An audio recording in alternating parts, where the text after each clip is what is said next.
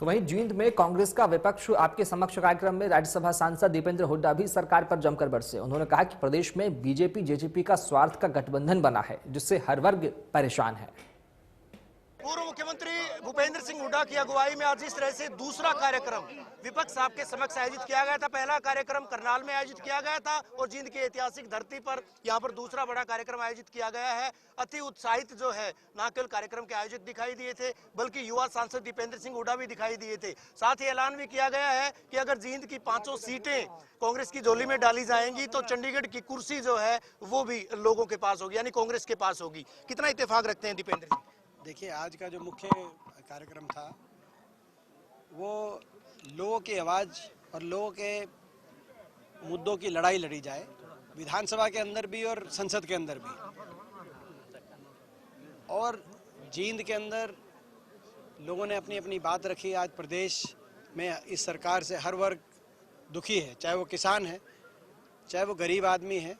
आपने सुना, गरीब आदमी जो सारी उनकी योजनाएं, चाहे बंद होने की बात हो, चाहे वो व्यापारी हो, आज चाहे कर्मचारी हो, चाहे नौजवान हो, जो देश में सबसे ज़्यादा बेरोजगारी दर का सामना जिसको करना पड़ रहा है, तो सबने अपनी अपनी बात रखी।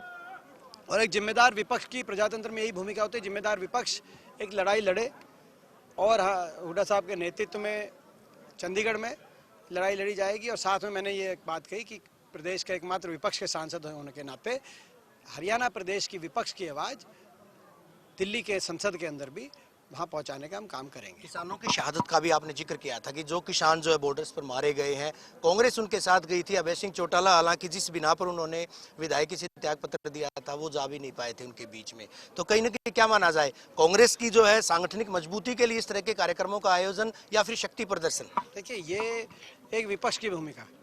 आप अगर विपक्ष आपके समक्ष अगर कांग्रेस पार्टी के विधायक और सांसद हम अगर लोगों के बीच में नहीं जाएं तो और विपक्ष की क्या भूमिका होती है? तो ये मैं समझता हूँ लोगों की हकों की लड़ाई लड़ने का उद्देश्य है। प्रजातंत्र में जो विपक्ष की भूमिका आज हमें है, उस भूमिका को, उस जिम्मेदारी को निभाने का, ताकि हम अपने अपने हलकों में तो लगे रहते हैं, लेकिन एक सामूहिक रूप से विपक्ष लोगों की लड़ाई लड़े, इस सरकार पर दबाव रखे, सरकार जो है अपने वायदों को पूरा करे, सरकार लोगों की जहाँ समस्याएं आ रही हैं, जो परेशानियों का सामना करना पड़ रहा है, उन पे सरकार पे एक दबाव रखे, प्रेशर पॉइंट, ये एक उद्देश्य है।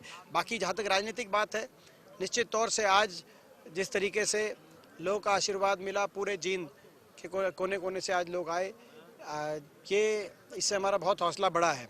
और जींद के एक महत्वपूर्ण राजनीतिक स्थान हरियाणा की राजनीतिक परिस्थितियों में हमेशा रहा है और हुड्डा साहब का एक विशेष लगाव जींद से हमेशा रहा है। और आज जो ये हमारा जो कार्यक्रम रहा है, इसके लिए मैं सभी को धन्यवाद करता हूं कि इतना सबने सहयोग किया, इतना सफल कार्यक्रम हो। आपने कहा कि सरकार ने जो है जिस तरह से यहाँ पर रहते हुए काम करवाए थे, तत्कालीन कांग्रेस सरकार ने विश्वविद्यालय बनवाया, लेकिन इसके बावजूद लोगों ने जो है कदर नहीं की, लोगों ने कोई भी विधायक नहीं बनाया। नहीं, उसके बाद अभी हमारा एक विधायक है।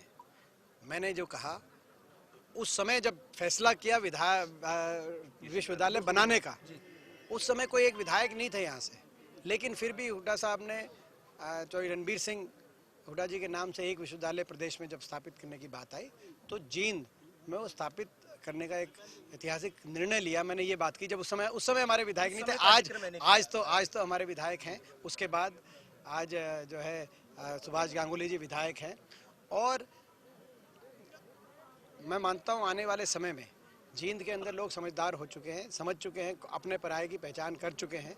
आने वाले समय में उम्मीद है कि जींद से पूरा साथ मिलेगा और सारी की सारी सीटों पे आने वाले समय में जींद कांग्रेस पार्टी चौधरी दीपेंद्र सिंह हुड्डा जी के नेतृत्व में मिलेगी। दीपेंद्र जी हमसे बात करने के लिए। दीपेंद्र सिंह हुड्डा सदस्य राज्यसभा, जिनका साफ तौर पर कहना है कि इस तरह से जो है जो लोगों का समर्थन मिला है, उसके बाद किसानों की आवाज को न केवल बड़ी पंचायत में बल्कि विधानसभा के पटल पर भी उठाया जाएगा। साथ ही साथ ये भी कहा है कि जींद की धरती पर ये तमाम जो कार्यक्रम होने के बाद जींद की धरती पर एक बड़ी रैली, जो कि हिंदुस्तान स्तर की रैली होगी, तब ऐलान किया जाएगा कि आगे और किस तरह की स्ट्रेटजी अख्तियार की जाए।